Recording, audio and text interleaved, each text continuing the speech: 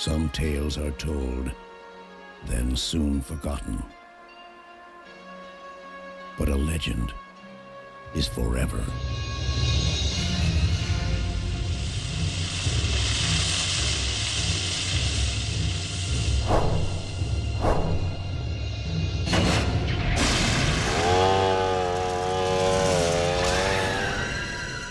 Leatherface, Texas Chainsaw Massacre 3.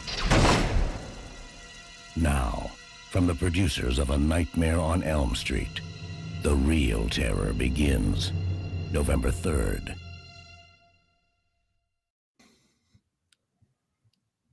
And what is going on, Gorehounds? Welcome to the Gore and More podcast. I am your host with the ghost, the one, the only, Lord Scuba Cabra.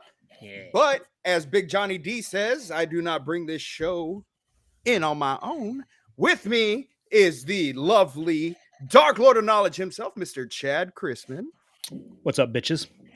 And the Meat Mountain, the Killing Machine, Bobby Amone. Hi, it's time for the Saw is family, bitches. Damn right. It is April 4th, 2022. And today we have a hell of an episode for you guys. As you can see, first and foremost, Big Johnny D is not with us right now. He's fighting off a cold right now. So he gave us the reins and said, boyos, do it up. And baby boy, we are going to do it up for you. And if we don't do it up, oh well.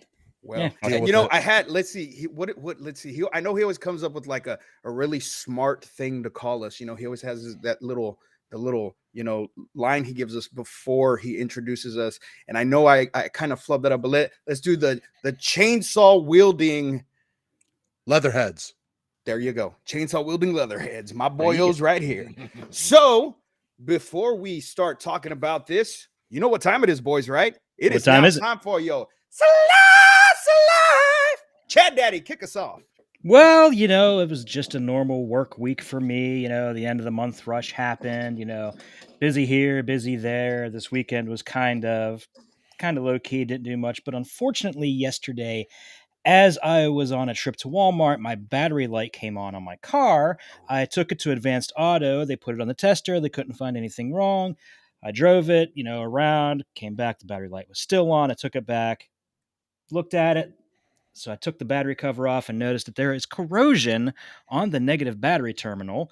No. They refused to clean it for me. Due to liability reasons, they can't. So I'm cleaning it. And as I'm cleaning it, there's this wire that comes off the terminal that goes to the battery current sensor that corroded completely off. Oh, damn. So I got to get that fixed. I've got to get that whole thing replaced. I had to call, and of course it's a dealer exclusive part. So I had to call the dealership, and they can't get it all until the end of the week. The one wire will be there tomorrow. The other one 2 to 3 days later. So looks like I'm driving the wife's vehicle the rest of the week to work. Lovely. Yeah, and it's a bit of a gas hog, but you know, at least we have that we can fall back on. Yeah, true. This is true. Let's see. Aside from that, what else did I do this weekend? I was bored on Friday night, so I watched Ghostbusters 2. That's the first I've seen that in a long time. That was a fun revisit. And and I finally started Horizon Forbidden West. Oh. That's a pretty good game. But, you know, and I realized this, and I spoke this to the wife. The thing that pisses me off about game sequels like that is you spend the first game leveling up, becoming a total badass, getting all this sweet equipment, then to start the sequel off and you're nothing. Level 1, low health, no equipment, no skills. Yeah. It's like, damn it, dude. You know, I had Aloy as a badass. So it's you know, like Mass Effect. Mass Effect lets you carry your character over. I wish video games did that, especially when they're sequels. Stephanie said, bit of a gas hog, 13 miles a gallon. Oh, yeah, baby. It's probably a little closer to 18. It's a Jeep, so I'm not sure. Want to give a quick shout out to Heather, the Smiling Octopus, on Twitch. What's going on, girl? And also to Stan. What's going on, man? And Stephanie. Hi. And my wife, yes. Yeah. Hello, everybody. She doesn't usually get a chance to sit here and listen to the whole episode, so hopefully she gets to listen to it tonight. Nice, hopefully. But let's see. Yeah, that's really about it. Oh, and I had to take the day off work because, you know, she needed her car, so I couldn't go to work. Oh, darn. I know. Isn't that I a sat bitch on here. a Monday? I know. But I only got to sleep in a half an hour because I had to get up, take the kids to school. Or take them to business, I mean. Okay. But, enough about me. Bobby, how about you, brother? Well, my week was a lot better. I worked 2 days last week, and Wednesday till yesterday, I was in Salem, Massachusetts with a few friends of Yeah. mine. Yes. And Awesome. yes, it was a great time. Uh, did sightseeing around Salem, everything. We saw the witch houses. We did a witch dungeon tour, and I got to tell you, if any of us had to stay in one of these stalls, we wouldn't last long. They literally were like, this big and just enough tall. You were chained to the wall the whole time. Wow. You. That's it. You were no such thing as a bathroom break. There was nothing of the nature. You want, and if you were a family, you maybe had a stall about half the size of my room, and that's not very big. It Damn. might have even be a corner of my room. We went to Count Orlok's, which is a horror museum with props and some things from movies. They had live castings and all kinds of crazy shit. Good food. It was a good time. You name it. Like, I couldn't name it all in 2 minutes, but it was an absolute fun time for 4 days. I recommend, if you haven't been there, go and enjoy it. Do a ghost tour. We didn't get a chance to do it, but that'll be the next time, which we will be planning. But that was the majority of my weekend, and it was fun. And then Awesome. today, I put in my 2 weeks at my current job to start a new job in 2 weeks, which I'm happy to say I'll actually be able to stay on here longer. I'll actually be able to be up longer, and it's a better job in general. So it's been Right on, brother. Congratulations on that, buddy. Yeah, congratulations, dude. thank you. It's been a very fast-paced but fun week. So Yeah. I'm doing just fine. But I want to hear what this man up here, Mr. Scuba Cabra, has to say. Well, boys, like I say every week, I just worked and worked and worked. That's all I ever do is work. Let's see. What did I do last week? I saw Morbius, which don't believe the negative bullshit. I enjoyed that movie. It was a fun movie. Not the best, of Mhm. course, but especially I think coming after No Way Home, people had these like really high expectations, but I mean, there's some cool little nods in there and stuff. And I generally enjoy Morbius as a comic book character, and I enjoyed the movie. I think Jared Leto did a good job. Nice. So I did that on Thursday. Friday, what did I do Friday?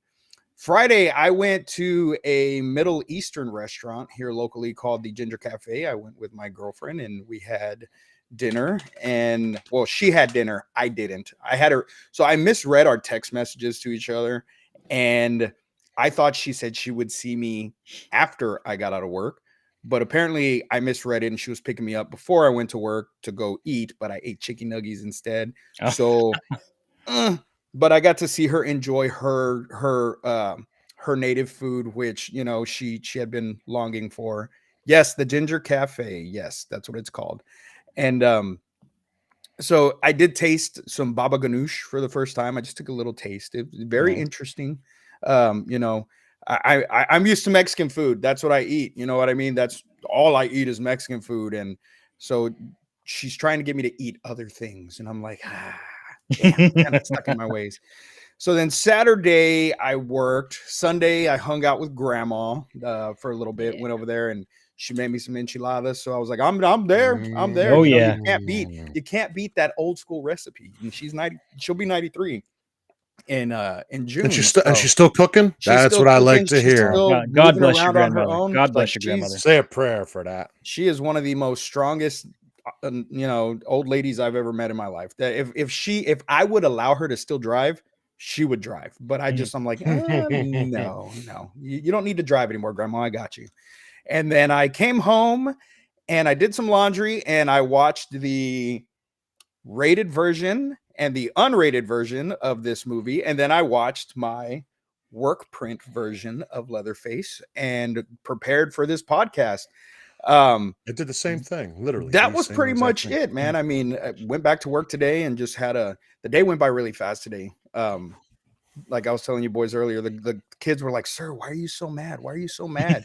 it wasn't that I was mad. I didn't have my glasses, so I was just kind of squinting all day because I really couldn't see shit. So they thought I was mad all day, and they just kind of left me alone, which is good because I got to get a lot of work done. So, That is so but funny. now we're here, and are we ready to talk about this? No, No, we're not ready. we're You know missing what? something. You We're know missing what? something. We're There's missing something something. missing. You know, I just let me see.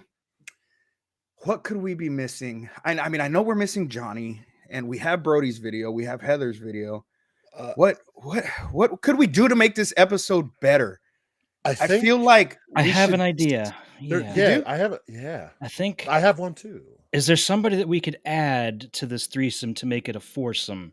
You know, Someone get the who- Fantastic Four. Let me see what I Someone could do. Someone who has experience. You know what? I got this. You ready?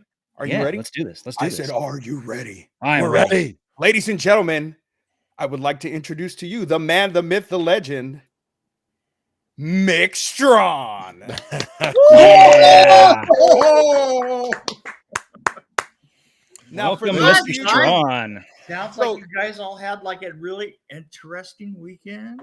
Yeah, what have Say you been up to, Mick? Yeah. What have I been up to? You know, it's really funny. I was in Ottawa, and I think the last thing I did on Saturday is I pinned a son of a bitch monster up against a tree with a car because it's amazing how many bad things you can do with a car. Nice. And then almost immediately, drove to the airport to get on my flight. And To head now back you are down to here on the Nashville, Gore Tennessee, More Podcast. and here I am. Yeah, buddy. So for those of you, because I'm sure there's some people on here because we do have a lot of new viewers and stuff. Mick actually worked on Texas Chainsaw Massacre 3 and a lot of your favorite horror films. Mhm. Did Nick. I mean I was a touchstone for these things. I don't know how that happened. Don't ask questions. You know what? I've seen a lot of people that were my peers that they worked on some really decent stuff, but I worked on all the shit that everybody remembers. Yes. And and it blew my mind because this is our first interaction. Like, I've never actually met you. I have you on Facebook. I've commented on some of your stuff. We're Facebook friends. And so I was like extremely nervous when John was like, hey, you're going to have to host tonight. And I'm like, but I just wanted a fangirl tonight. Like, I was just going to sit in awe. And no, that doesn't get to happen. So, I get to lead this bad boy tonight. And I'm like, oh, hell yeah, let's do it. So give us a little bit about what you did on Texas Chainsaw Massacre 3. I was the production designer on it. So very few people know this, but actually that one was filmed in California, which is the Yes. only one that was filmed in Yes. California. Yeah. And personally, I don't think it looks that different from the other ones, right? Well, so I'm from Texas. I live in Texas. And so when I was watching it, when they were at the gas station, I thought to myself, where would this be? Because it does look very similar to places you would see in the middle of nowhere, Texas. Right. So I feel that, you guys But that did was great. built. Here's the thing. Was it? That gas station, I built it from scratch. Oh, shit. Bravo. Oh, shit. The- Okay. Bravo. The bathroom. Now get this. The bathroom in it. When I was a kid, I used to drag along with my dad to auto parts stores, right? Mhm. And there was this one auto parts store that, and this is the 60s, mind you. So auto parts stores were not like advanced auto parts or something like that. Hey, shut up. They weren't like glossy and beautiful. They were funky, right? You know, there was a layer of the funk. And so you would go into them and the counter would look like the very definition of grease. Okay. And so one time I just said, Dad, I gotta go to the bathroom, right? And they're talking around and they say, oh, well, go back down the counter and and I go down and I open the door of the bathroom and this is what I see. over the years, they have taken every Playboy, Hustler, Penthouse, I mean, whatever was around at that time. Yeah. Right. And they had taken all the nude pictures, and they had like a little pot of glue, you know, and a stack of magazines, and you could go in there and you could cut the pictures out any way you wanted and glue them up on the wall. And they were so thick that there was no indication of the wall anywhere. Oh shit! Oh my God! And including the sink that had never been cleaned. And literally, I remember this day. Not only had it never been cleaned, it was so brown that the place where the sink, like it just dribbled all the time, right? Because of course nobody had ever fixed the fucking thing, right? It had that green, like green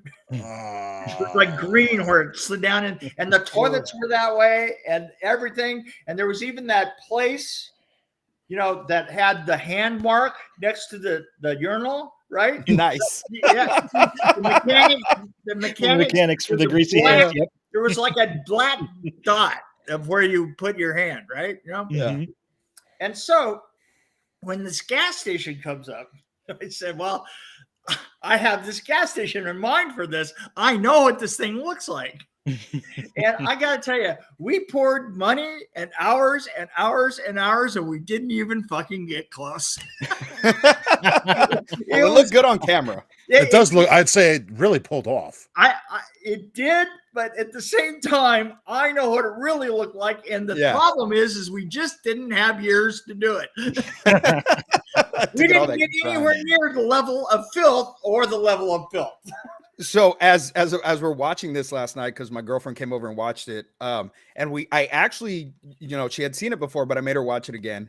And the scene where, you know, he picks up the paper and looks through the hole. She's like, if I ever owned a gas station, I would do that. I'm like, what the fuck is wrong with you? I was like, why? She's like, I don't know, to see if like people were having sex in there. I'm like, you're fucking weird. You're awesome. That is You're hilarious. awesome. None of us but would. you're weird. Dirty gas station sex. Oh God. Yeah. Hey, sometimes you just got to pull it off in the spot where you're just like, nobody does it here. We have to be these people. So, in case you guys didn't know, we are talking about Leatherface, Texas Chainsaw Massacre 3, which was released January 12th, 1990. I was 8 years old when this movie came out. I was still swimming So around was in I. another place. So we're going to give the plot rundown right now. Two college students driving coast to coast are lured off the main highway and onto a deserted Texas road. Here they are stalked by the menacing Leatherface and his demented family, a bizarre cannibalistic clan with blood on their hands and feasts on their mind. The students' only chance for escape is a survivalist with enough firepower to blast Leatherface and the rest of the grisly predators to hell. A depraved shocker of intense terror from the gruesome beginning to the bloody finish. Yeah. Directed by Jeff Burr, From a Whisper to a Scream, Pumpkinhead 2, Blood Wings. Written by David J. Shaw, Critters 3 and 4, and The Crow. Produced by Robert Engelman, Shocker, and Mortal Kombat. Bobo, take it. Kate Hodge from The Hidden 2, The She-Wolf of London as Michelle. William Butler, The Ghoulies 2, Friday the 13th, Part 7, The New Blood. We all know that movie. As Ryan. Kem Foray. I'm not even going to say what it's here, but do we really need to tell you what it is? Come on. He's as Benny. Tony Hudson, billed as Tom Hudson. Just One of the Guys, Nessie and Me as Sarah. Viggo Mortensen, Lord of the Rings trilogy, History of Violence, and a ton of other Hollywood movies. That's enough to enter. As Edward Tex Sawyer. Joe Unger, A Nightmare on Elm Street, Roadhouse as Tinker Tink Sawyer.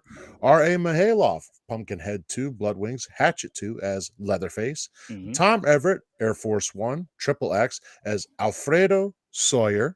And Jennifer Banco, Friday the 13th, Part 7, The New Blood, Barbed Wire as Little Girl, who was not even old enough to get into these movies. No, she wasn't. She was creepy as hell, though. Yeah, she did a really good job. Yeah. Okay, continuing on. Music by Jim Manzi, From a Whisper to a Scream, and Night of the Demons 2. And also Pat Regan, from Tales from the Dark Side of the Movie, and Stepfather 2. Cinematography by James L. Carter, Spaced Invaders, Tuck Everlasting, edited by Brent A. Schoenfeld. The Terror Within. I somehow made that to Terror Within. And Nightmare on Elm Street 5, The Dream Child. Effects and makeup by K&B. We're all familiar with their work. They did Army of Darkness, From Dusk Till Dawn, many others. Distributed by New Line Cinema, runtime of more or less 85 minutes, MPAA rating of R, and there is an unrated version on the DVD as well. And work print vision has been I couldn't find a budget, but I do know that it grossed 5.7 mil. Very nice. Yeah, I don't think I've actually ever mentioned the budget, at least in anything that I've read or heard on this movie. Mick, can you lighten on? And who was the production designer again? Some hippie. What was his name? I think, yeah. Oh, that Nick guy Strawn. right there. Yeah. That's right. I know that guy. So, Mick, could you maybe put some light into the budget? Did you know anything on it? It was, knowing what Robert was doing at that time. I mean, Bob Shea. I would suspect it was probably around 3.5 to 4 million, something like that. I mean, there wasn't anything unusually hard about it. I mean, complicated. I mean, we went up and built. Probably one of the more expensive things would have been we built everything for it. We built the house. We built the swamp. we built the little room that he is playing with the sea and say. And we had a great time. Nice. Jeff Burr was like I mean, typically Bob Shea has this way of he did this in Nightmare on Elm Street 4. He grabs a release date and then he aims a film at it. So it's not like he actually had a lot of time to make decisions. And the last thing he ever thinks about is the director. And so he I mean, we're literally I'm building everything because he wanted to make it in LA. And I go, okay, well, I'll do that. So I had the gas station being built and the house being built and everything going along, and we went one way and the other and the other and the other, and then eventually Jeff Burr took it, and I love Jeff. I mean, Jeff's a nut. I mean, he's if you ever talk to Jeff is one of those guys that has met everybody, he has stories about everybody in Hollywood. He knows more about films than any single human being should, and he's just super, super knowledgeable. So I heard that for 2 days he was fired from the film. That sounds about right. I think that he and Bob Shea, not Bob Shea so much as Bob Engelman, had problems with each other, and I think that I think it might have kind of had to do with Bob Engelman's ego, because I don't think that his ego was being served for the film. And Bob's a good friend of mine too. Don't get me wrong. I mean, I know I have talked and been friends with all these guys, probably for as long as I haven't known them, yeah. For longer than I haven't known them. And I just think that maybe, that there was a certain, I don't think that Jeff Burr appreciated how late he was brought on. And I don't think that Bob appreciated the fact that he wanted to do things his way. So yeah. So nobody had that time to meld with each other at the beginning, Right. I was working up there desperately trying to get everything, ready to go and stuff. And it was interesting, it was absolutely something to do.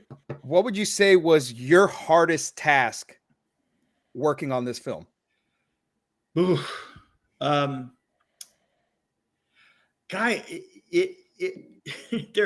were a couple of things that really surprised me. Like that we had so much trouble with sound because of the rocks. Because we were having, you ever try and solve one problem and then cause yourself an equally bad other problem? Yes, all the time. Well, Yeah. when you're at the gas station, right? We had this problem that the dust was so fine in that area that like the camera crew, just standing around the camera crew would create a wave of dust that would go out over the gas station. You couldn't see anything that was going on. Oh, shit. So to solve that, we went out and got a bunch of gravel. and by bunches, I mean, it's not like we went out and got, I'm not the kind of guy that goes, well, hey, somebody go get us a couple of bags of gravel. No, I got a fucking truck. Oh, shit. Oh, shit. Gravel! Well, there you go. Go big or go home. So if you listen to it, and it's kind of weird because then immediately Jeff kind of like got a hold of that and he says, I'm going to make the locks longer in it because we can't get rid of it. So we're going to lean into it. And you get this like crunching noise, Yeah. I mean, it was a lot of little stuff like that. We had a lot of trouble with the truck because everybody wanted to like do the truck up. And at the time, it wasn't like there was a lot of, aftermarket stuff that you could do to a truck. Right. Yeah. Yeah. So literally I said, I don't want you to use that stuff anyway, because I want everything to look like it was modified by somebody who said, hey, look, there's a road sign. I can cut that off and put two of those up underneath it, and it would be higher in the air. Yeah. Yeah. Right? And so we kept jacking it up, and then I would go out to the shop of the guys that were working on it. It was a big a bunch of auto people that just worked on films, right? And I said, yeah, that's all right, but I want it fucking big. I want it really tall. He goes, you want massive tires? I said, I don't know if I want massive tires. I just want it so absurdly tall. I want it so tall that it just doesn't make sense. I want it so tall that you have to put a steering wheel up on top of the other steering wheel. and I want it done that way. I don't want it done. I don't want like the whole arm replaced with like the super one that would be the like some Bigfoot monster or something like that. I don't want it that way. I want it to look like shit, right? And so there's this scene in it, and you've just watched it, and you tell me if the scene isn't in there, right? They're going down the road from the gas station to the house, mm-hmm. right? And all of a sudden, they're being tailed by a truck that they see way over here, right? Mm-hmm. Yeah. And then all of a sudden, that truck comes right up to them, right? And Leatherface looks over, and then it goes like sideways out there, and it's super freaky how it does it, right? Mm-hmm. After that take, Jeff goes up to the guy and goes, yeah, you know what? The driver goes, look, that's really good, I think. Of course, we didn't have assist, and we didn't have video assist, and like a lot of you saw everything in dailies like the day after, right? He says, yeah. But I think that you were coming in too fast on it. He goes, is there a chance that you could go in a straight line? The driver goes, are you kidding? That fucking was a straight line. As you say that, if you go back and watch it, you could see the truck is moving. Yeah. It's not going straight at all. Even when it's behind it, all you see is the body shaking. It's shaking. It's hilarious, man. It's like nobody wanted to have anything to do with that fucking thing. And basically what we had done is at some point they had like just virtually eliminated the shock system, right? So it's like bang, bang, bang, bang, bang, bang.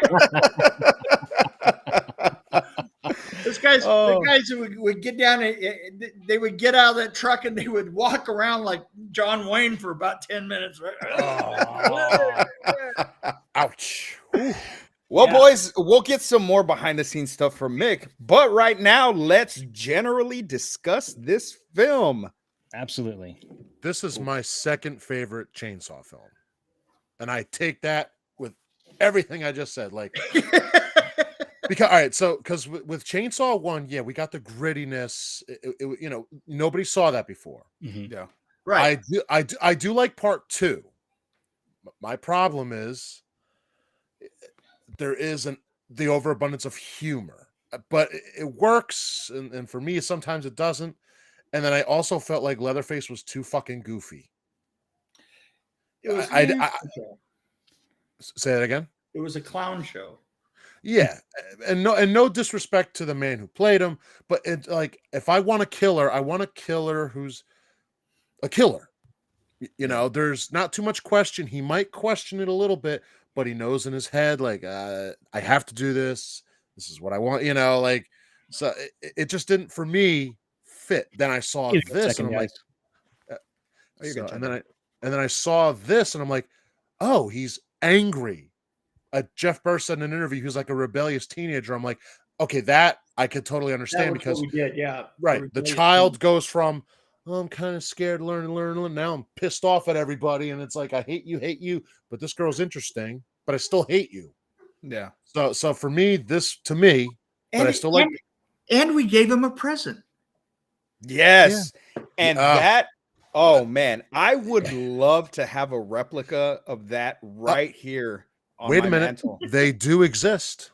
Oh, I'm sure they do.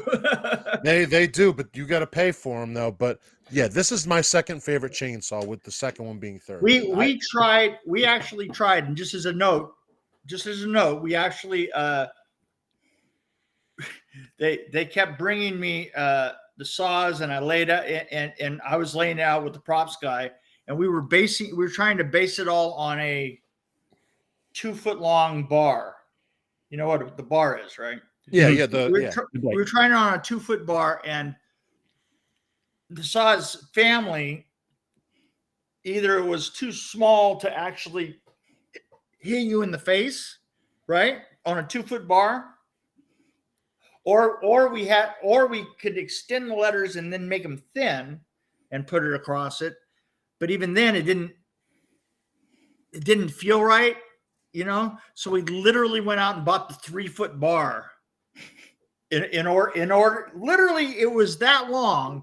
And by the way, it was really tough to swing it around and make it look like. Oh yeah, I bet. I can imagine. All I can think was, damn, I bet you that thing is heavy as shit. Yeah, horrible time with it because it was so blade heavy. And the thing is everything that he does with it is like kind of up in the air like this, right? Yeah. But we had to get the 3-foot bar because otherwise the words they weren't instantly recognizable. Yeah. You know? Yeah. Well, I mean, it worked. And so as far as Chainsaw movies, I don't know. I have a soft spot in my heart for part 2. I love part 1.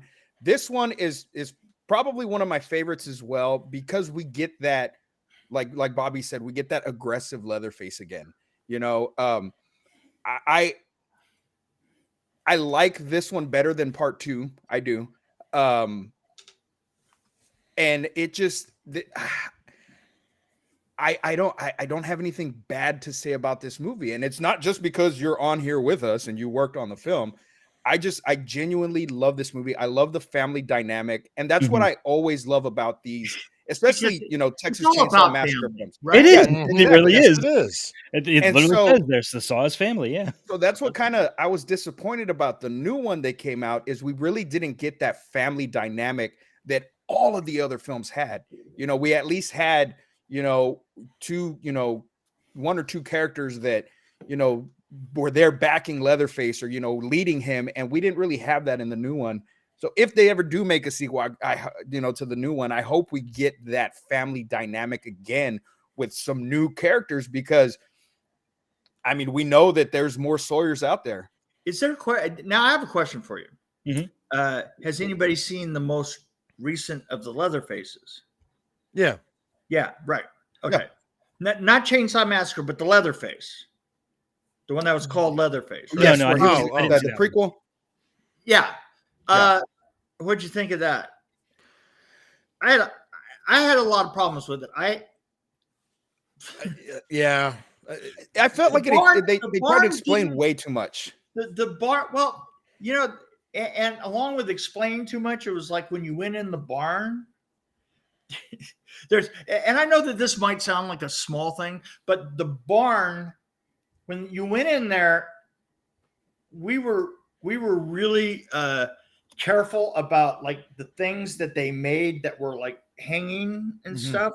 Yeah. I mean, it was like as soon as anybody got artsy, I'd come in and I'd throw it off the set. Yeah. You know, because I'd say, you know what, I want a fucking bone right here, and then I want blood on it, and then I want just a nail driven through it. That's I don't want it. I don't want anybody's interpretation of macrame version. You wanted that crudeness. It needed to be chaotic. And here was the weird thing is and it was really hard to avoid, right? Because you get a bunch of people who are in art department or prop makers and stuff like this, and they can't stop themselves from making something that looks at least a little bit pretty, right? And so, man, I just kept like taking these things, and I'd take it and I'd smash it with a hammer for a while, and then I'd hand it back and go, there, hang that up, right? And you know, you get all these like right? And I go, look, dude, it's a killer, man. Yeah, I mean, this family was crazy. He's dumb. He's retarded. He's you know, like the only thing he can actually do is kill with a chainsaw, right? You know, so I mean, stop making it look like a boutique. And sure enough, when you got in the book, right up there on the new one, sure enough, it has all these things hanging that look like fucking pieces of macrame done with bone. And I was like, fuck. I said, and I know how easy it is to fall into that trap. And I go, couldn't you just stop yourself and edited that? Yeah. And it's with something like this, I just feel, you know, especially like in the background, because, you know, we get all those bones and crazy things in the first one. And, you know, of course, in the sequels, you want to show something similar, but not the same. It just needs to be a mess. You know, nothing can look like it came from a store. It needs to be that you need to get in that mindset of the character that, you know. Well, I'll give you another concept. Another thing that was running through my mind at the time is that this is horror. The thing that I said about this film, I said horror is the thing that you don't see out of the corner of your eye, right? Yeah. So you can't hit yourself right in the eye with stuff, right? You know, it's like stopping people from putting skeletons in chairs. You know, it's like that's Halloween, right? Yeah. See, you know what's really scary is when you come up to a front door porch and there's flies just buzzing all around, and you can hear the flies, and like half of the glass for the light bulb, half of that glass that the light bulb is sitting in is full of dead bugs, right? Yeah. See, that's scary. When you walked in that house, you didn't see guys sitting. You saw like there was a shelf that we had that was right there that was backlit that had a whole bunch of things in jars, and they were just literally things in jars. There was not like there wasn't a jar full of eyeballs or, you know, a couple of different spare appendix or something like that. But we put enough weird things in there so that you didn't know what it was. It's funny you mention that, because one of my favorite parts in this movie was just a real quick shot of when he's coming back from the bathroom, he looks in the mirror, and there's almost like a dream catcher kind of thing, which it's just decorated with dead lizards.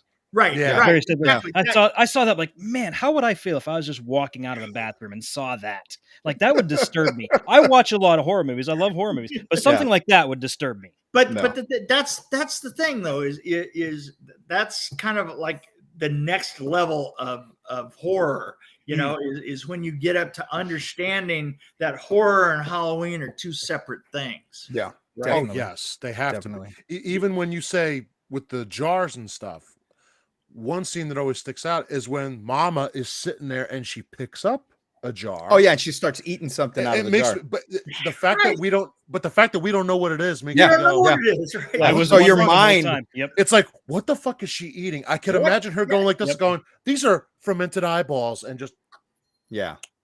I'm like, Yeah. you don't really see that. Exactly. Yeah.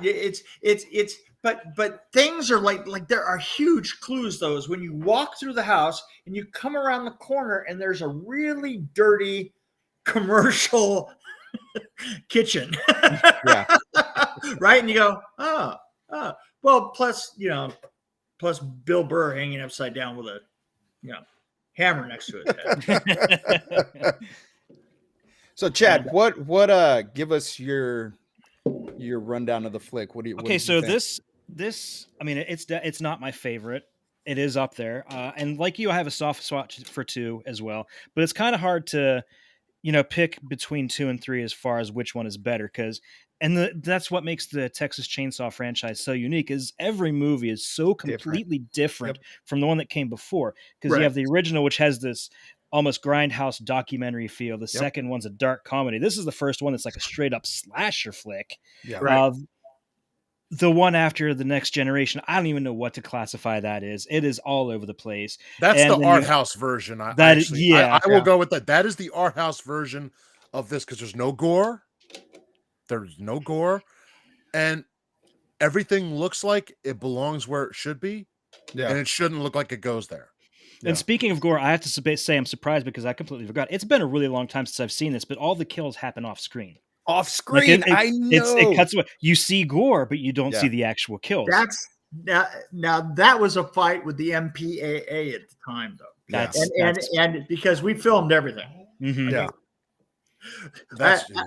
I have to tell you about one really funny thing that happened that just became shorthand for the film. If you were in the crew, there was a gag with a tree, right? Mm-hmm. And basically, what we did is we saw the kill from the other side of a tree, mm-hmm. right? And so the saw comes in like this, and basically goes through her, and then we see the saw come through the tree itself, mm-hmm. right? Now they had set up the rig, and the way that they had done that is K and B had made a rig that was like just the arms of the girl, right? Mm-hmm. And for some reason, the first time that they rigged it in dailies, the girl's one of the arms got a cable caught, and so this arm is going and this arm is going. And the saw comes through and the arm is still going, and it's like they couldn't even drop the arm. All it could do was so then they stop it, and now it's up like this, like doing this. And so for the rest of the film, everybody greeted each other like this. I think that's in the deleted scenes documentary. Oh, we lost him. We just DVD. lost It's just like, yeah, exactly. Exactly. Yeah. You just walk around. By the way, Brody, Next Generation is not a masterpiece. I'm sorry. Get the hell out of here. We're talking about part 3. It's what his comment says. I know, but all right, continue on. Sorry. But no, I just think this is such a good movie, man. It is. With the kills happening off screen, I'm kind of bummed about that. I don't remember if I have it in the work print version or not. I want to say that the chainsaw scene is there. It's there. Yeah, it is, and you get to see it. So it's actually pretty. I mean, Well, you got to understand that the times were different. I mean, we were the concept of a VHS release was brand new. Yeah. I mean, literally, I remember going to video stores at that time, and it's like you didn't see any video stores that had everything. Yeah. They had like, maybe a couple hundred or 300 tapes at any given time, because it wasn't a thing yet, And in fact, usually they were renting you a VHS and the tape to go with it, right? Yeah. So the concept that it was going to live a long time was not necessarily prevalent in everybody's thinking. Mm-hmm. So it kind of just made the decision. So it's like you were basically trying to aim towards doing the best the worst you could. Let's say the best of the worst you could, and letting the MPAA and then tell you what you could get away with, and then fighting them on it all the way down the line. Oh yeah. And that fight went on for a year with that show. Yeah, and I feel it kind of hurt the movie a bit, especially if you watch, the rated version. The unrated flows a lot better than the rated version does, and I feel like even the unrated version could have been just so much more. It could have been. But you know what? You got to remember this did get. I mean, we still showed more than the original. Oh yeah, definitely. See, and that's what I love. Yeah, the original shows absolutely, and that's what I love about the progression of Leatherface. You get a little bit more. You get a little bit more, and then you get to 3, and you're like, "Oh shit, here we go!" Yeah. Like it's fucking go time. Like, yeah, the great thing is I mean, I just recently saw the Terrifier, right? Oh yeah. The scene I'm thinking of, right? Yeah. Like, see? Yeah. That's what we wanted to do. Yes. 30 years ago. 30 plus years and ago. I mean, shit, that would have been fucking epic to pull off in those times. That would have been great. I can just imagine people running out of the theater back in 1990 from something like that. Oh hell yeah. And that makes me wish that, because now 3 years later, New Line made Jason Goes to Hell. And Adam Marcus has been noted saying, like, they wanted him to make a most violent movie he could.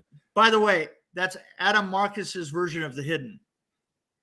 Yeah. Which we did learn. Yeah. I call him on it all the time. I go, Jesus Christ, man. We made that film 10 years before you. But they actually said, make as violent of a movie as you can, because we got to give a rated version and an unrated version.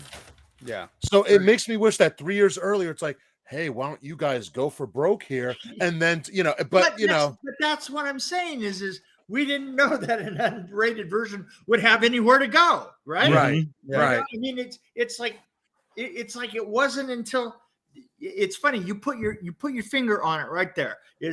That was the difference. That was when all of a sudden you started to think about, oh, well, we can go both ways, right? Yeah. But it wasn't in the consciousness, and you know what? By the time it was released, it was in the consciousness, but it was released a lot later than you think it was. Yes, it was released a lot later than it was made. I mean, I think that we were a year and a half, almost 2 years in fighting over it before we actually got it released.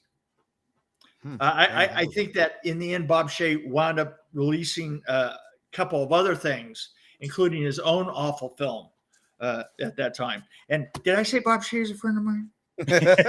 You might have mentioned it somewhere in the beginning, I believe. Yeah. His own awful film. You can say that. Yes, of course, please. But I mean, this movie it's probably one of my favorites, and knowing that it wasn't filmed in Texas, which is fine. Leatherface is still a Texas boy. And it was one of the first horror movies that I was ever introduced to, Texas Chainsaw Massacre, and I just fell in love with the character. Like there's just something and for the longest time, I thought it was real until finally one day my dad decided to tell me, I was fucking with you. It's not real. I was terrified that this family was never caught. Yeah. I was terrified, and he let me believe that for the longest fucking time. But and this movie just brings that back, because you're like, fuck, man, Texas is so fucking big. I mean, this could happen. be. there could be a gas station where they fucking have this weird ass fucking family serving fucking human body parts as barbecue, or watching you fucking take a piss and shit. You know, it's just very creepy. These films are so creepy to me because, like I said, I live here, and when you're traveling across Texas, you see these things. And anytime I'm driving anywhere, if I'm driving across Texas to go see my mom, I'm like, hey, look, that looks like Texas Chainsaw Massacre. Oh, look, Leatherface could be there. Oh, look, yep, Dad, look at that hitchhiker. He's probably going to want to take my picture, you know? But, I mean, and this one, I love this movie so much because, like I said, it gives Leatherface that raw aggression again. You know, we get to see him just, you know, but we do get that moment where he still has that child like thing, you know, when he's sitting there, what was he doing? Spelling on the thing, you know? The speak and say thing, yeah. On this. To me, that was utter brilliance. I mean, that was because you get to see that while yes, he is this giant menacing monster, he still has this childlike brain. And that's his biggest appeal there. He is still getting his ass kicked by a CNC. Yes, exactly. While he's out there kicking ass, the CNC is kicking his ass. Yeah, that's right. Exactly. You know, we all have our challenges in life. Yes, the funny thing about that scene is I got to pull the old joke. I'm over said, "Hey, why do cannibals not eat clowns?" She's like, "I don't know." I said, "Because they taste funny." That's just that's all well and good. Oh, Katie's cutting in. Snip, fucking snip. Well, howdy fucking doody there, gentlemen. It is all your DKB here back for another episode of Gore, and this week I'm here to talk to you about Leatherface 3. Now, Leatherface 3 to me is absolutely fucking exquisite. I love this film so much. It's definitely highly underrated, it's underappreciated, doesn't get the recognition it deserves, and it's definitely the one in the franchise that no one really ever speaks about. And I kind of feel that, to me, this is actually one of the strongest, so in that sense, like, I mean, I've just got nothing but mad nostalgia with this film. Like, me and my brother would watch the absolute fuck out of this film, especially when it was unrated on VHS back in the day. Yeah, it was quite a bit of a rare thing to get unrated fucking horror films back down here in the day. So, you know, to see this, it was awesome. We loved it. It's fucking absolutely a banger. So, moving on to Leatherface himself. I love the overall character design of Leatherface. He has a very physical, haunting, towering, intimidating persona about him in that sense. I mean, the way he's able to physically attack people, run after him, just with his grotesque fucking mask. I kind of wish that we actually got to see his face underneath. And I did read or hear somewhere that they were going to do that, but unfortunately we never got that until the remake. It's okay. I'm still happy with the way this was portrayed. Yeah, I love it. Oh, and the fucking chainsaw, I mean, it's fucking badass. I mean, that motherfucker was saw his family on it. Shit, you could take about 3 trees down with that bad boy at once. What else? Yeah, the family themselves. I kind of think they actually stick together quite well in that character development sense of being this fucking crook in the head family. I mean, cannibalistic motherfuckers up in the hills, eating people. They played off extremely well. And the little girl with her fetus doll, I guess you could say, was done extremely well. She had a bit of a dark side to her. But I mean, I loved every single bit of that. Special mention to bloody Alfredo. Alfredo is my favourite in this film. I loved Alfredo. The screen with his presence. He's absolutely fucking hilarious. He just has no filter. He just doesn't give a fuck about anything. Yeah, it was fun. It was good to see him actually in this film, just to give that comedic relief to an extent. The violence, like I said, I could rave on all day about the violence in this film. Practical effects are fucking amazing. Production design was fantastic. Mick, if you're watching, kudos to you, brother. That was fantastic, especially the gas station. What else? I mean, yeah, I love everything about this film. It's absolutely fucking awesome. Kind of feel that we definitely got some of the Well, I honestly wish we actually got to see some of the scenes that they put on the cutting room floor that they're just gone for good. Unfortunately, we're never ever going to get to see those, and it's a bit sad. So, yeah, I mean, fantastic but you film. can, Brody. I can't rave on it. No, enough. There's even more. So this week I'm going to give you a Gore and More score of a solid 4 for me. Fuck Yep, yeah. Excellent. that's right. You fucking heard it. Solid 4. Hell yeah. So this is your DKB signing out. Looking forward to what you guys have to say about it. And yeah, I'll catch you next week. Cheers. You know, And I forgot to mention, this has a kick-ass fucking soundtrack. Yeah, Yeah. that's So I'm bumping Yeah. it up to a 4.2. There you go. Signing out, motherfuckers. you know, there is one way you can actually see like certain deleted scenes. The comics don't go with the movie; they go with movie and script. There's a lot that's in these that's not in the movies, and I'm like, that's way more graphic than we ever got. Huh. Well, we got one more person to hear from. Let's kick this over. Hi, Gore and More. This is your redhead of the dead, Heather, here to talk about Leatherface, the Texas Chainsaw Massacre 3. This was a great flick. This was very fun to watch. I watched it twice. And this podcast is going to be really great. I'm really excited. Some of what I wanted to do was actually just kind of ask a couple questions because we are going to have somebody special to potentially answer them. But let me start off with saying the beginning, the mass grave, all the body parts, the goo and all that, the worms. I really liked how that was put together. Good practical effects there. In the bathroom at the gas station, I noticed the pieces of pictures of women on the wall, and it made me think of the movie Pieces. So just throwing that out there. I really want to watch that movie again. When they're leaving the gas station, the shotgun shot to the rear windshield, I liked how it was like kind of this like perfect circle, and then the whole rest of the windshield was pervasively, uniformly cracked, shattered. It looked really cool, and I was wondering how difficult it was to make that effect work. Really liked the car crash when they first get blown off the road. I thought that was cool looking. I also really liked all the traps set in the woods. I don't recall that being a common theme in other chainsaw movies before, and I thought that was a really cool concept. With the soundtrack, I was wondering if those were kind of like unknown bands that, maybe somebody involved in the project knew and was able to work with, because the music was really good. It obviously, wasn't like Metallica or something, but that was like the feel you were going for, was that hard rock sound, and it was really great. I have to mention one of my favorite lines in the movie. Alfredo says to Junior, well, looks like you got a present for a job you didn't finish. You lost the darkie, didn't you? And then, the point being, Alfredo was my douche. How can you throw your brother's Walkman into the oven? That's like one of the few things that seems to bring him some kind of like peace. And how douchey is that?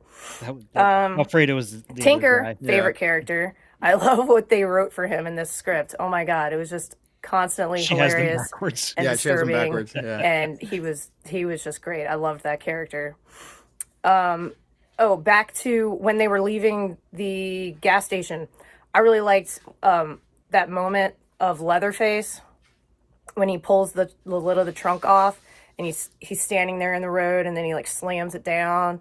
I don't know what it was, just that image. I really liked brutal. That. I could see that on a poster. I was wondering for Sally, the little girl's doll, if you recall what animal skull it was that you used for that, because I couldn't quite place it. I was curious about that. And by the way, that little girl's creepy as fuck.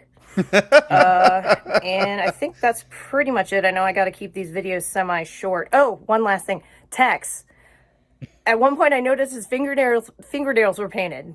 Mm-hmm. And then I noticed, he's wearing that women's apron, which I had noticed before, but I didn't think anything of it because it's covered in blood and whatever. But then I saw the fingernails, and now I'm wondering, is there something going on there? Is there like a cross-dressing type of deal going on with Tex? I was kind of curious about that. All right. Well, I'm already longer than I normally am, so I will cut it off now. That's what he said. And I will say rating 4.3. Nice. All right. And this is your redhead of the dead saying I'll eat your brains later. And really excited to watch the rest of this podcast. Thanks, guys. Bye. I love how Heather doesn't have like a little notebook. It's a giant fucking cue It's just card. giant sheet of fucking paper. Yeah. It's like putting your. It's like drawing on the wall for your notes. Well, let's see. Right here, I was. It's not paper. She has a hunk of drywall right in front of her. I was known for that. I was known for picking up a piece of wood and like making a drawing on it really quick and handing it to somebody. Going, Funny thing, we've done that when we were rebuilding our house here. That's exactly what we did. Was just making notes and drawings on scraps of wood. It's right there. Yeah. People still have pieces of stuff that I was drawing like on Nightmare on Elm Street 4 and 3, right? Yeah. This is me. Yeah. That's a keepsake right there. Yeah. That's a big keepsake. Yeah. 3 or 4 carpenters that still have them that sent them to me to be signed, and I had to send them back. You know? That's awesome. So, she brought up the bathroom, right? Mm-hmm. Yeah. I was going to mention how you do that big hole, right? What they've done is they've taken and they've used Mylar. They've coated the window with Mylar and then cut that out of the Mylar, and then they take a piece of what's called a Bondo ball, and they take the Bondo ball and they use an air cannon and a Bondo ball. They aim it up at it. It's from inside of the car. Oh. Okay. And so then you can't get. The thing is then they blow it through the glass. It's tempered glass, so they'll put a bunch of steel pieces around the Bondo ball. And the thing that's nice is the Bondo ball, when it hits, it breaks up and it just looks like the glass going up, right? Okay. Yeah. And it leaves the small hole that the Bondo ball went out with, but then beans is the Mylar will hold the rest of the tempered glass in place. There are so many tricks that you learn just to deal with glass and different types of glass that you use. Candy glass, using mirrors with 50-50 and shaving pieces and going to tempered glass when you want the little tiny pieces going by, and it's just that is a huge set of learning, how to do all these techniques. Glass is a big deal. I can imagine.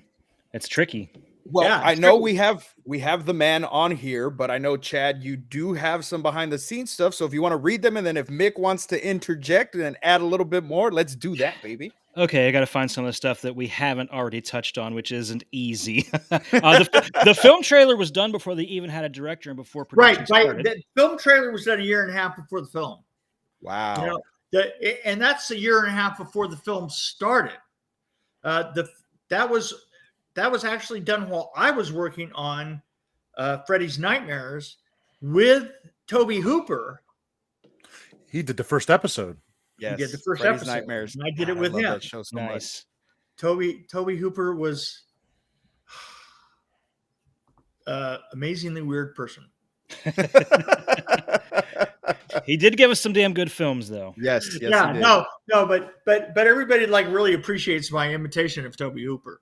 I went in for a meeting with him, and literally, it's like I was doing that show, and you were very little time and stuff like that, and so I go into this room that Toby's in, and he's sitting here and he's smoking a cigar, and he's like, "So anyway, Mac, I want if we can get this."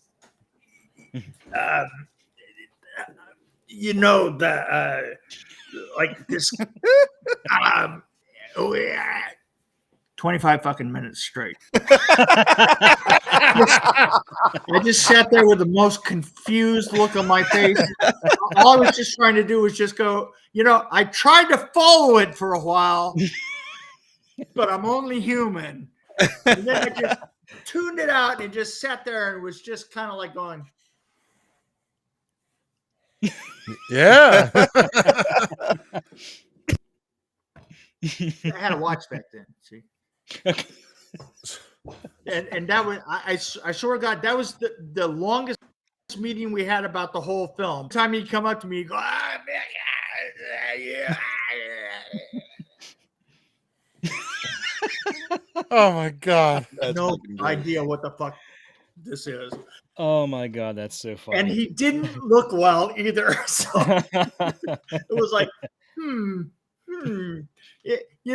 we used to call that the grip flu. Oh God. So Anyway, What else do we have, Chad Daddy?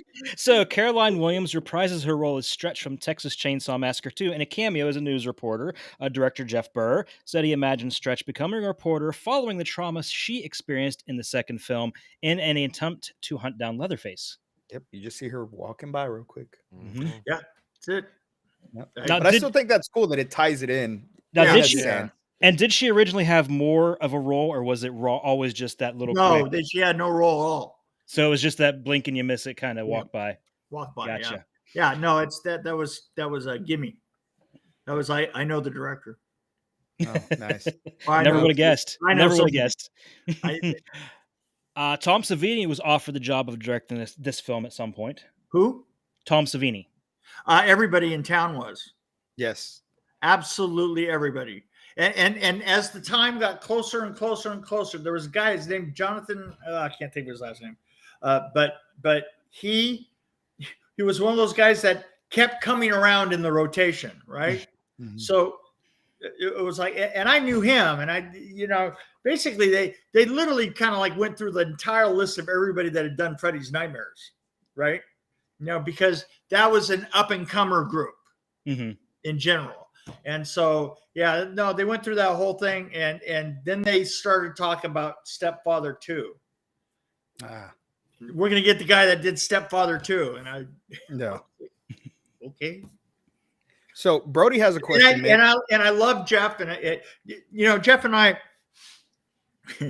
we had this thing that he and I had the same casual dumpy look. You have no idea how many times that and Jim, the DP, was like, we're out in the middle of summer, out in the hottest fucking wilds in the middle of nowhere, right? It's super skinny, got a little skinny tie and a vest and a like formal jacket and the whole fucking 9 yards, and like, I swear to God, every time a PA would walk up would walk up to him thinking that he was the director.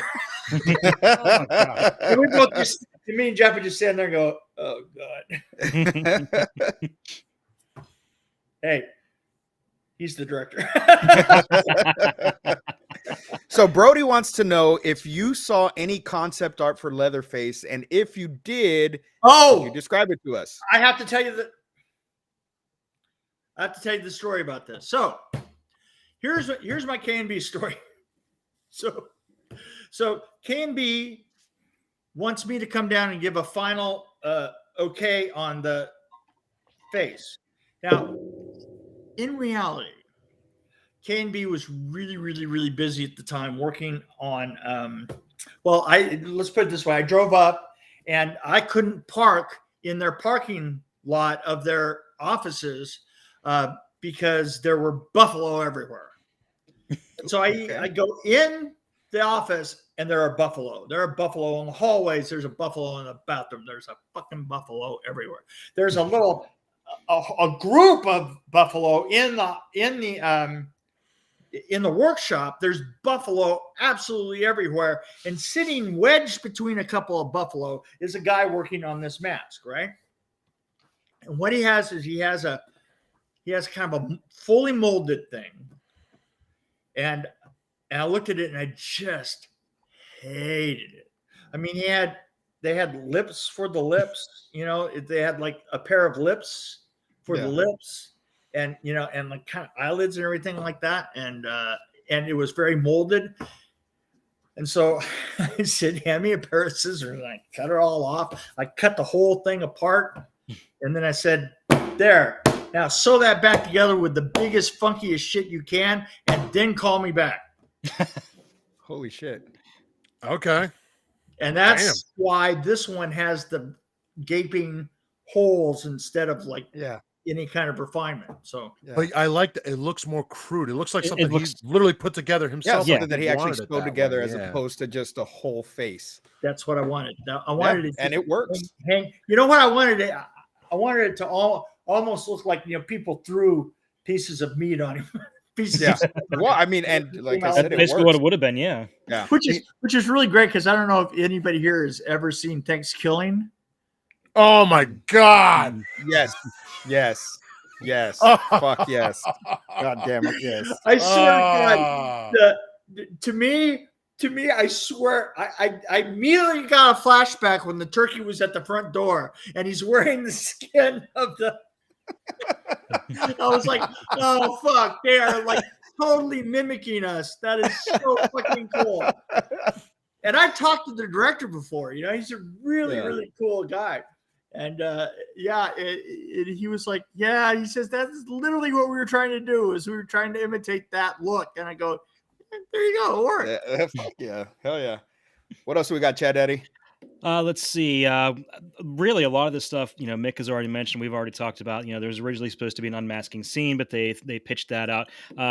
Here's an interesting one. The ranch where most of the filming was done is so close to the Six Flags Magic Kingdom amusement park that the director, Jeff Burr, swears you can hear screams from the roller coaster during some of the takes. Literally, you could hear screaming. In fact, we got to the point where we started to roll, you know, on really busy, like when we were doing a weekend, it was so raucous that we would have to like do it in because it was this one roller coaster that you could see over the mountain behind us, right? And you just see this one, just the top of this one. And when they got up to the top of that, we could hear them right there, right? Yeah. So we wait until like one of them went and then roll. Roll sound quick.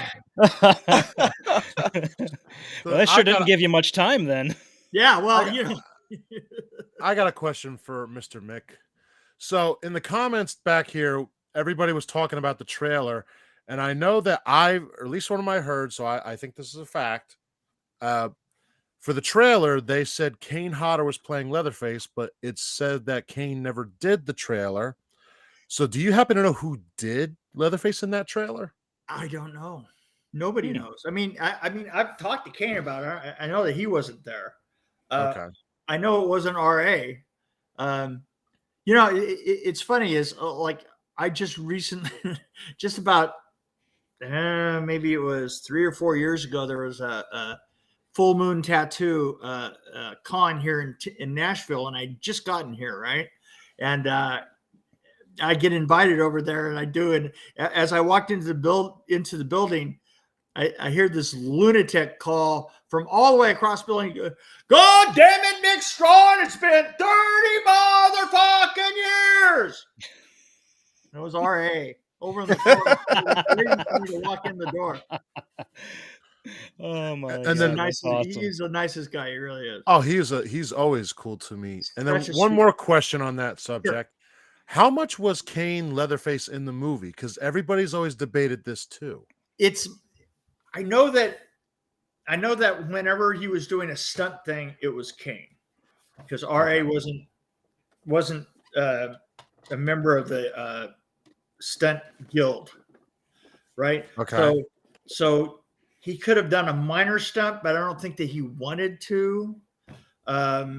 So anytime that we're in, and it's hard to describe what a stunt is because stunts aren't always super apparent. Mm-hmm. You know what I'm saying?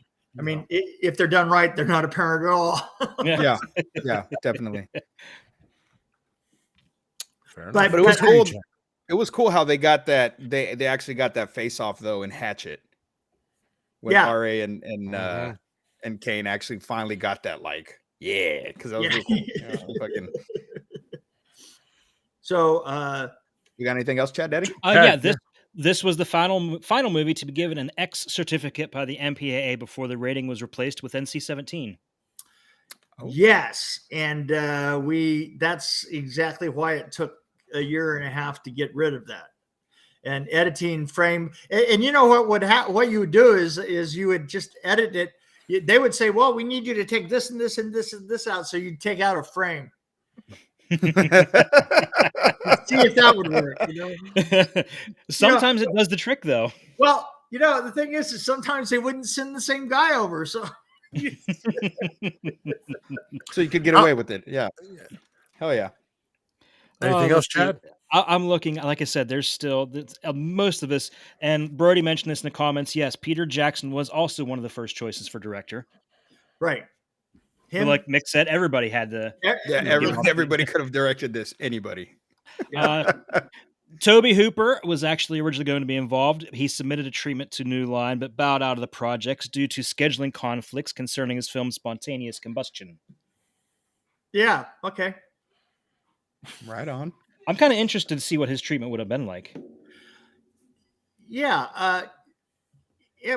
But, there was a certain period where Toby just kind of, to a certain extent, kind of rested on his laurels. And, I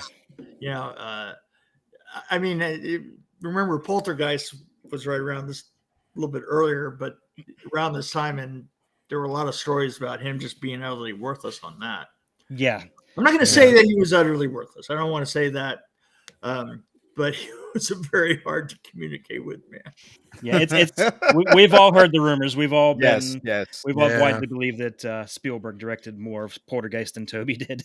Yeah. The late 80s was hard on a lot of people. Oh yeah. How many times was this movie submitted to MPAA to even get somewhere? Oh, I'm sure. I don't know the ins and outs of it, but I think it was every 2 weeks for ever. In my notes, it says like 11 times total. Probably So about that's that. wow. Yeah, and there's editing time in between every one of those. So it's not like it's not like your driving test. Yeah.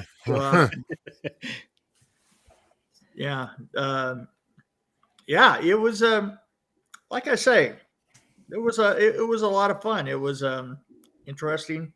It was hot. You could tell, definitely tell. Mm-hmm. Yeah.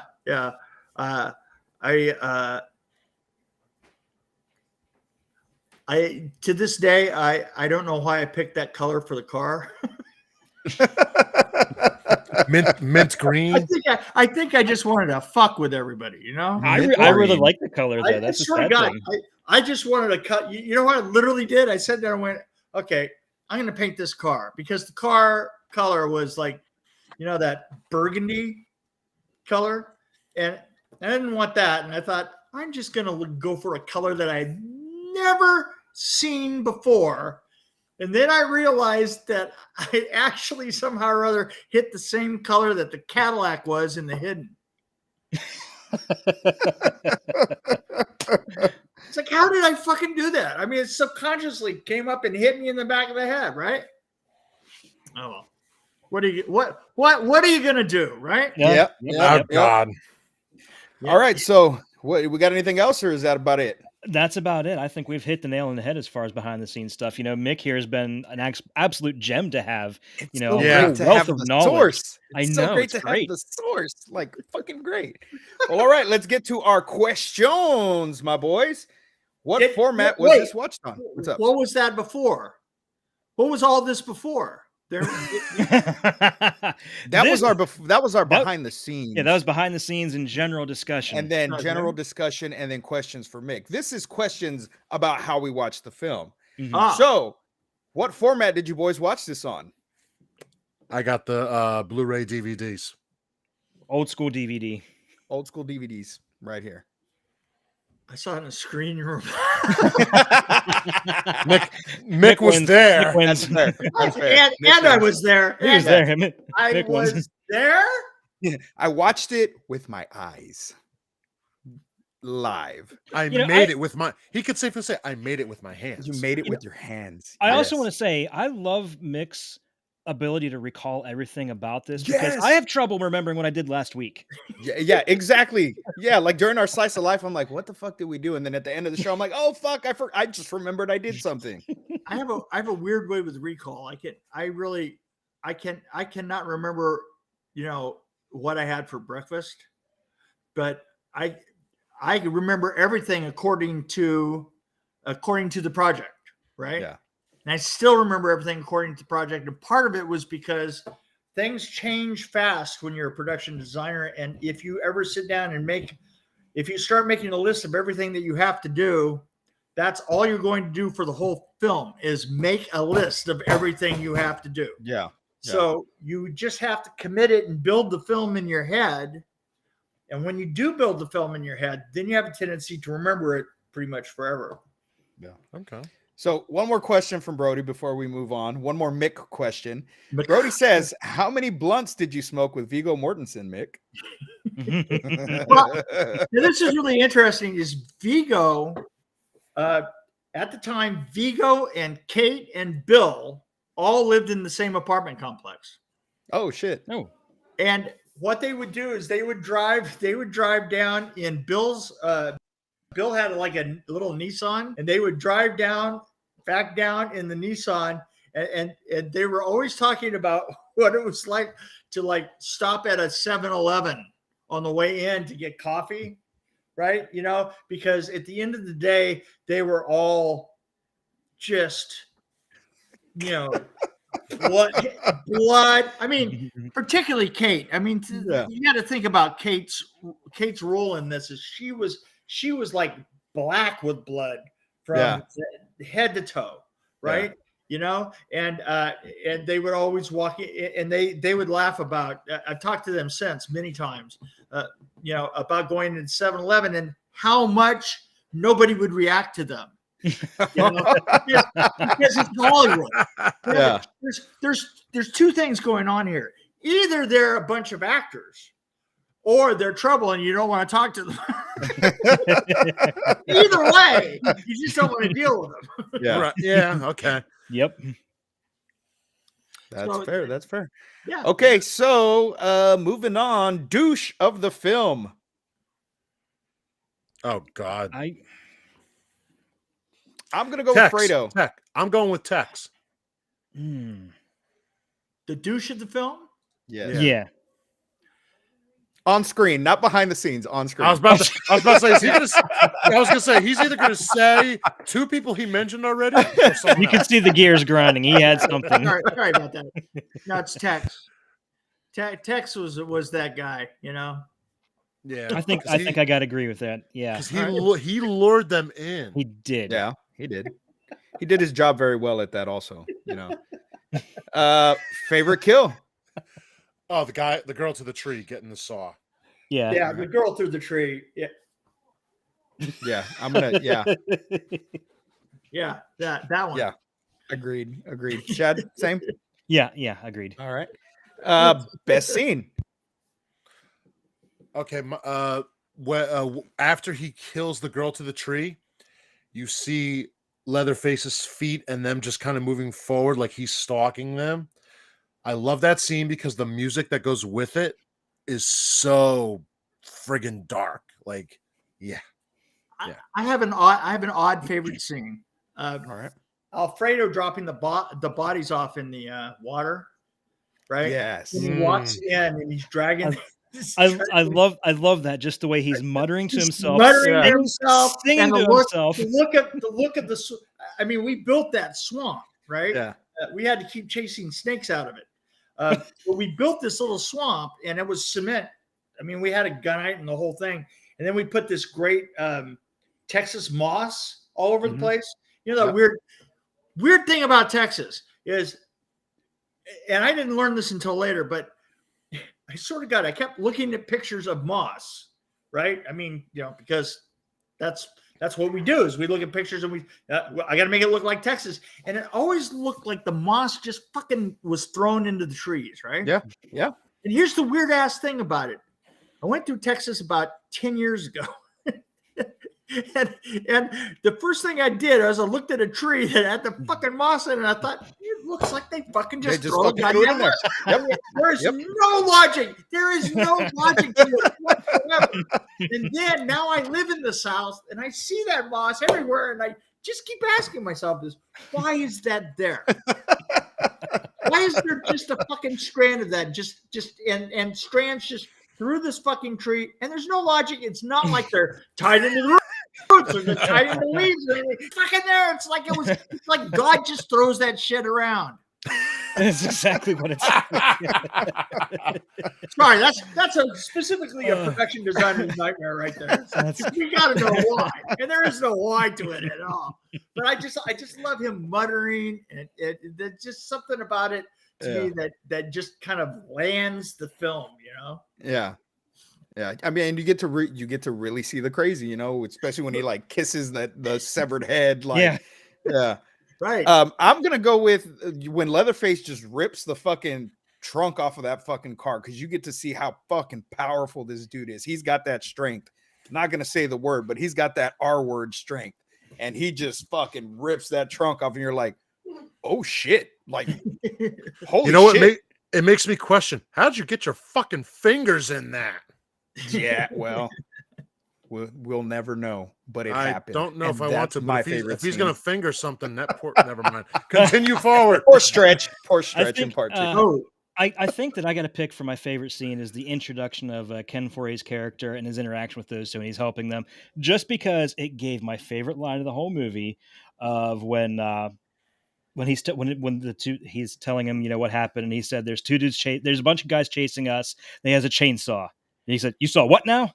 You saw, and he said that, and I just started giggling, and then I just started full blown laughing, and I could not stop laughing at this. I looked at my wife and like, I don't know why, I just cannot stop laughing at that line. So that was my favorite part right there. All right. Did the opening scene hook you in? Oh yeah, mm-hmm. The whole opening crawl, explaining and everything. Yeah. The bodies on the side of the road down in the. It's funny is we dug them. We put the gore in there and just like left it to the camera department. And they just did such a great job of it. Yeah. It's so utterly disgusting. Utterly convincing. It's just great practical effects all the way really, around. Really, it is. So good. I mean, and it's not a challenging practical effect. You know, basically there was a lot of oatmeal used. And but it's just so it's done in such a stark way, you know. It's like almost pure black and white. You can hardly even it's desaturated, and it starts you out with your stomach churning, you know. It does. It really does. It makes it look like, and it sounds like that's been sitting caking in there, and when you hear the plot, it's like, oh God, like that's been sitting there for how long, you know? Right. I appreciated that. You know, sometimes you dig a hole and you can just pour talent into it. Yeah, just fucking there you go. Literally and figuratively, yep. Most attractive character. Oh, Kate Hodge. Kate Hodge. To me, I gotta tell you, Kate Hodge is just one of the best looking, best acting final girls ever, you know? Yeah. Agreed. I mean, definitely. Yeah. Yeah. It's hard to disagree with that. You know, what's really weird about it is like, she doesn't come up on anybody's list of like the best final girls. And to me, you know, I always feel like I keep seeing those kind of lists and stuff, and she's not on it. And the first thing I do is I send a strongly worded email.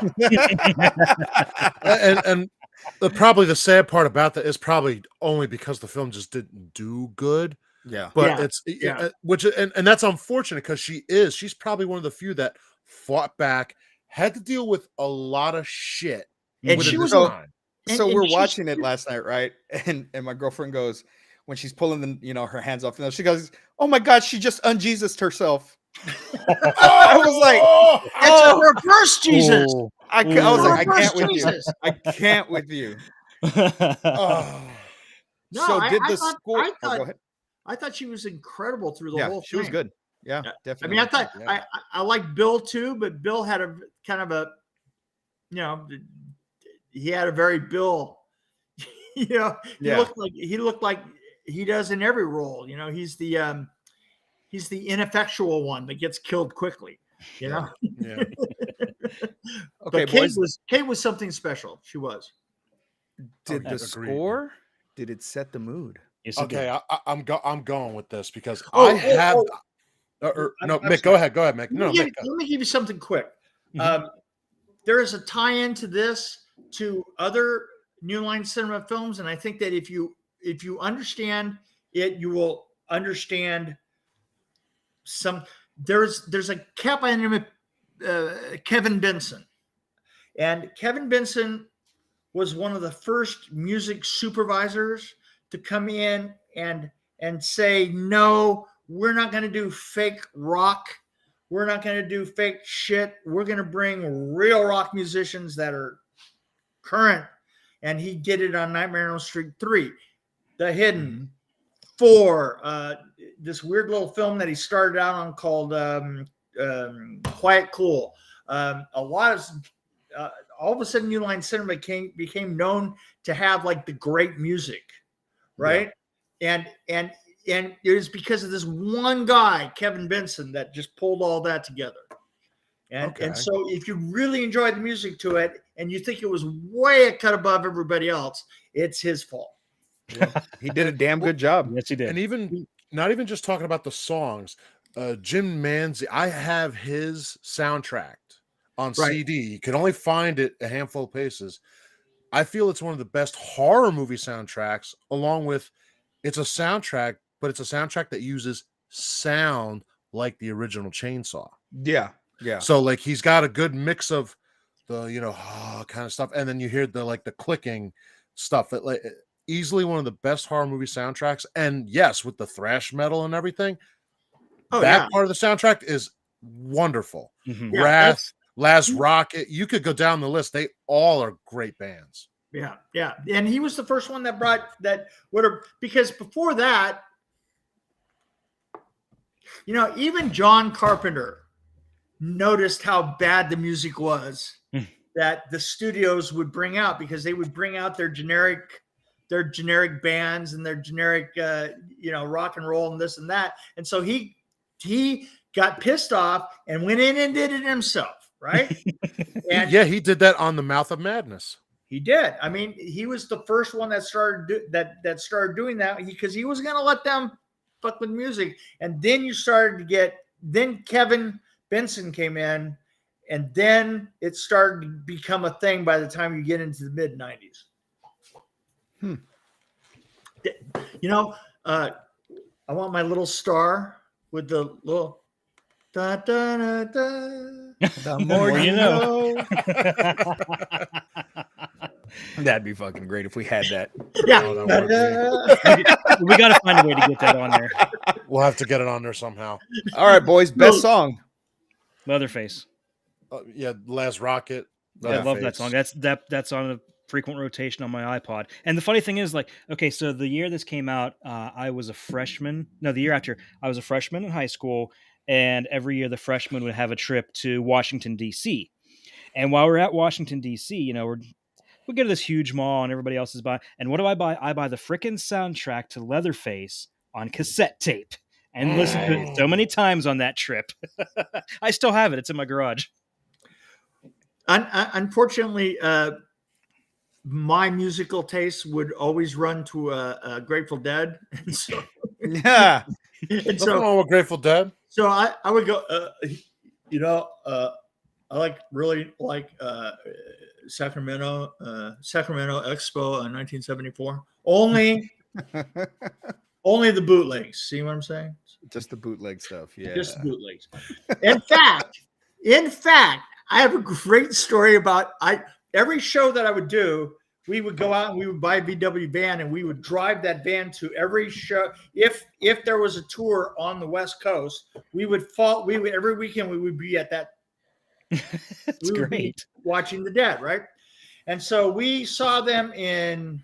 I think that we saw them at the Forum. We saw them in Long Beach. We saw them in Berkeley, and then we saw them in Sacramento at the Expo Center.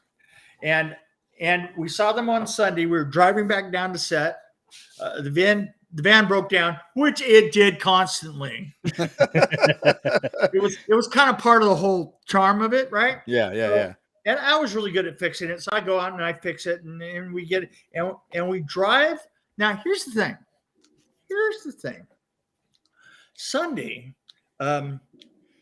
my art director got a hold of some mushrooms, right? Oh. But he took them pretty late in the show and they didn't even come on. He says, "Oh, those are terrible mushrooms. They didn't even come on during the show." And I go, "Well, you took them pretty late, but you know." So anyway, so literally we're driving onto the set at 8:00 in the morning, which is super late for me, right? And Brad hadn't said anything like for the last 5 hours or so on the way down, right? You know, and I'm like, that's really weird because you know, I look over there and he's like,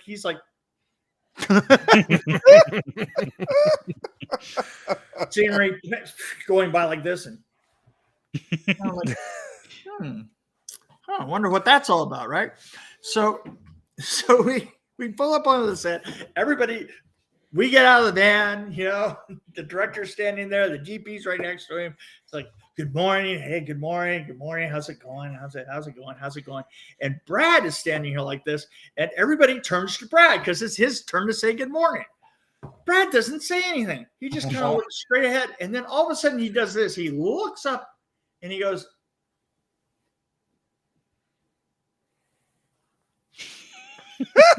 and he just stands there. And I swear to God, you just have one of those moments where everybody is trying. I mean, not Brad, but the three of us are just trying to like not look at each other's eyes, you know, like, "Oh, yeah, have a good day, guys." There, right? Oh shit. So That's the mushrooms did hit. They did hit, and they hit At the wrong time. A little late, but you know, they did hit. That's great. Okay, next question. Favorite character of this film? Alfredo. Ken Ferrari. Yeah, I loved Alfredo. it had to be Alfredo. He Really. was such a trip. I like Tinkerer. I mean, he was I guess because like, you know, I build the stuff for my paranormal group and I'm always trying to think outside the box, like what could I use to build this or build that, you know? So I just kind of resonated with that character. I'm the same with Alfredo because anytime, like if I'm at work or something and I get really pissed off, I mutter to myself like that. Yep. Tank is my second favorite, but yeah, I agree with Scuba because I tinker with shit all the time. All the damn I got time. I got an RC car apart in the damn basement, and I'm like, "Oh, I'll get this all together one day," and it's like trying to figure this shit out real quick. And he never will. Oh bullshit! I got it back together. Who was your favorite character in this film, Mick?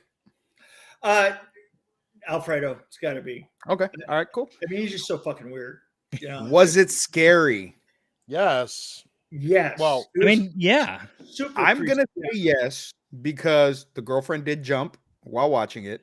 So I'm and I usually say maybe when I was younger, but no, this one is scary because I mean the jump scares got me too. So does it hold up today? Yes. Yes. Not too long ago, and I really enjoyed it. I really did. It's funny. It seems like of its age, but still really good. Like Nightmare on Elm Street 3 and Nightmare on Elm Street 4, I feel the same way about.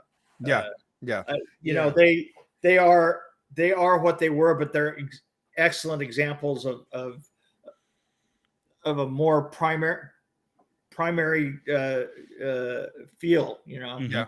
Everything very practical, everything, you know, right there. You know, the weird thing is this and don't get me wrong, I totally love modern technology. I love CGI, but it has to be in the right place, and it has to be has I to be say the same supported thing. by everything. It's just a Yes. tool. Yes. It's Yes, just a yes, tool. yes. It's just a tool in the box, and we didn't. The best tool that we had, or the biggest tool that we had, was blue screen. Right? What I'm saying. Yeah. And the thing is it was a weak tool, and so to support it, we had all these great practical effects. That was if you had to go that far, right? Yeah. Nowadays it's there. Unfortunately, it's used as a crutch a lot of times, and it is what I call the producer's solution, because anything that's done CGI, the producers can change later on to suit their own needs. Mhm. And I don't like that, but that visceral feel, we didn't know at the time that we did 3 and 4 and even Texas Chainsaw Massacre 3 is that we were right on the cusp of everything changing. And and then you go to 5 years later, everybody's trying something different all the time. Just maybe not that successfully, and then another 7-8 years down the line, all of a sudden the digital revolution just explodes, right? Yeah. I wrote a book about Nightmare on Elm Street 4 called Yes. Behind the Screams. Mhm. Yes. And it chronicles like one of the last of like where everything was practical, and I think that it was of its time, and it's a beautiful film. I mean, Yeah. it does No, what it's easily. supposed to. Oh, All right, agreed. boys. How was the acting? It's very good. Great. Very Yes. good. Very there's- stronger than a lot. I mean, Yeah. definitely stronger than a lot. All the way through the crew, all the way through the cast. I mean, just absolutely right down the line. Just characters. I mean, real characterizations. There's not a bad performance. Right. There is not fodder. There's no fodder in this film. Yeah. This is probably the best acting in the entire franchise in this film right here. Yeah. Probably. Yeah. I would have to say. 100%. Because you know why? There's people that are pushed to limits, Kate Hodge, and you could see someone eventually you get to a fed up point, or just like, this is your fight or flight. Well, she fought and went. Yep. I think in real life she was getting pretty fed up too. Funny thing to be her on that film, I'll tell you. The funny thing though is the other girl in the film. I don't remember. Hudson? Yeah. So like every other time I saw the movie and saw how she was, I'm like, is there something wrong with this girl? Is she like part of the family and inbred or something? And it just occurred to me today, it's like this girl has severe PTSD because of what she just went through. Like it never hit me then until just today when I watched it for the first time. She saw some shit and she was living through went it. through some shit. Yeah. And I mean, and she did great too. Yeah, she did amazing. From somebody who has actually suffered PTSD, like I could feel like her emotion through the screen. I was like, fuck, like she just saw everybody she was with die. And so she's just like, fuck, even the armadillo was pretty convincing, right? Oh, yeah. The armadillo was probably the most convincing death. Best death, the armadillo. Did you guys like the cinematography? Yes. Yes. Beautifully lit. The blues, the wash, it gave you the sense of claustrophobic yet in an open space. Yes, really that's fair. That is fair. Did you like the premise? It's Texas Chainsaw. No, wait a minute. There are 2 premises to this movie. Okay, go on. The one we get doesn't make sense. Ken Ferre got chainsawed in the head. I don't know who you are. You're not surviving that. No, there's no, that's going further.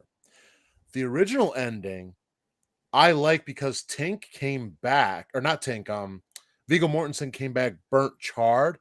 Mm-hmm. He got smacked with a trap. And then the whole thing with Leatherface and Kate Hodge, that happens. At the end of that, she sees a cop car. It pulls up. Yeah. And it's got the little girl in there. Yep. Right. To me, that makes more sense. Yeah. Now, that's not to say I like the fact that Leatherface comes back at the end, yes, but that ending makes more sense. Like that to me was a much more final, and as if this isn't really going to end well, even if it does. Yeah. Which is funny because that's almost like the exact same ending we got with House of a Thousand Corpses. Yeah. Yeah. Yeah, with Captain Spaulding. Yep. So, but I say yes and no. I had read somewhere that in that scene it was supposed to be extended, or I don't know if they even filmed it or not. That where the cop picks her up, and when they get back to the station, she finds out that that everybody's in on it, like the whole town was fucking in on it. We never filmed that. Okay, all right, yeah. I think her getting in the car is plenty enough. Yeah.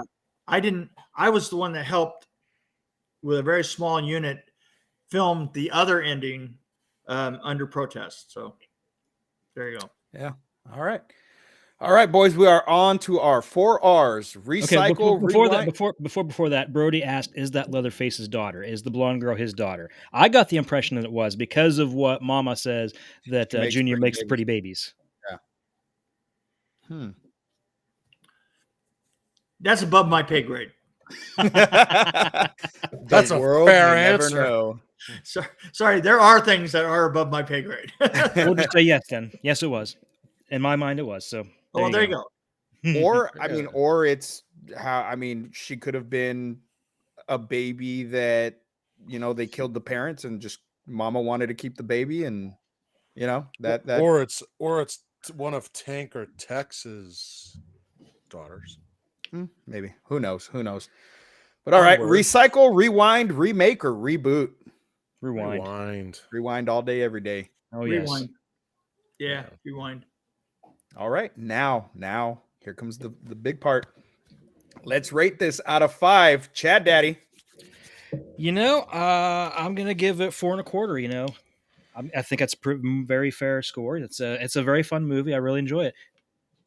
All right, Mick. I think I love the production design. Well, it's superb. Genius. Yeah, you know what? It's a chef's kiss. It's funny that you asked the question about the acting, and I thought it was direct. I'm going to have to go 4.3 because I really, there's just nothing wrong with this film. Yeah. All right, Bobo. I'm going to agree with Mick, a 4.3. Like, there is nothing wrong with it. The only problem we got was the MPAA. Yeah. Exactly. And you can't fight something on it like that. So yeah, had we gotten all the gore, it would be it'd be a little higher, but a 4.3 is very fair. There's no cut corners, acting, cinematography. It's all great. So 4.3 1,000,000%. All right. I'm going to go a little bit higher than that because Leatherface is a Texas boy, as am I. So I'm going to give this film a 4.5. Not bad, considering it wasn't shot in Texas. Oh, man. Considering it wasn't shot in Texas, but doesn't matter. It's still in the name. Oh, man. You're going to make me do math now. You have to do math. 0.25 plus 4. I can't make it easy on you, Chad Daddy. I can't make it easy on you. 3 plus 4.5. What was Brody's score? Brody was what, 4.2? I think you're averaging about 4.4. And what was Heather's again? Was it 4.2 or 4. I think she said 4.2. She said 4.3. 4.3? Okay. Yeah. Okay, and that's 1, 2, 3, 4, 5, 6. That gives us a score of 4.3. Nice. Very well deserved. Yeah. All right, Chad Daddy, what do we have coming up next week, baby? Well, next week we are going back to Mr. Argento. We are reviewing Phenomena. Ooh, I get to watch this movie again. I haven't seen this in a while. It'll be fun. Nice early Jennifer Connelly film. It's a very fun movie, if I remember correctly. The stabby monkey. It does. Yes. All right. Do we have any nerd news? I personally don't have anything. I didn't have anything, but let me see. Although I do want to mention, for those of you who've been following all this time, is Bloody Disgusting has done it once again. Last week we reviewed Critters, and within 36 hours or 48 hours, they had a whole retrospective of Critters. How and why does this keep happening? Just get us to work for you. If you're just Yes. gonna follow, We will gladly work with Bloody Disgusting. Yes. I'm on this. I have the app. I'm on it constantly. Several times a day. We're fans. Seems like they're fans of ours. I don't know. Maybe maybe it's just coincidence. That's too many Maybe coincidences. not. It was the mayor of Critters 2. What? What was that? I said I was the mayor in Critters 2. Really? Oh shit! No Oh, shit. that's right. They designed and built the town. Come on. No. So good fucking job on that, because after I watched Critters 2 the other day, I was like, "Ooh, I want to go there. I want to see if this town really exists." And No. God damn it, Mick, it does not exist. I wanted to eat at the Hungry Heifer. God damn it. And I personally have always liked Critters 2 more than the first one. So There you go. It's fun. It's such a fun movie. they both are. They both are. Yeah. So when you guys talk about Critters later on, you can have me come in. I'll annoy you, and I'll get to know you all over again. That'd be great. Yeah, Critters. So 2. We can do that. We got. We some do have some. spots, so- We do. But I was just looking at some other nothing really too great in nerd. nothing to talk, nothing to brag about or anything. So, well, then let's end this baby. Chad Daddy, kick it off. Then we'll kick it to Mick, and then This is your Dark Lord of Knowledge, your Chad Daddy, saying, first off, thank you, Mr. Mick Strawn, for being on here today. It was an absolute pleasure having you on here. We loved it. And so I will see you guys next week for Phenomena. Well, guys, it's been a blast. A little trip down memory lane. I had a fun time. We loved having you. It was great. Yes, we did. Yes, we did. This is your Killing Machine, Bobby Amone, saying once again, Mick, thank you for coming on. Again, that trip down memory lane, it brought us a lot of home things to one of our favorite movies. Trip down memory lane with a chainsaw. With a fucking chainsaw. With one of the biggest fucking chainsaws on screen Really, ever. Yes. More than it should have been by every definition. But it worked out great. There So you go. it was wonderful. And I'll catch you guys next week as well with Phenomena. And as always, I am your host with the ghost, the Lord. Wait, God damn it. I fucked up my shit. See, God damn it. As always, I'm your host with the ghost. Into it. I am your host with the ghost, the Duke of the Dead, the Prince of the Paranormal, the Ghost Daddy himself, Lord Scuba Cabra, saying, see you next week. And remember, cereal is just cold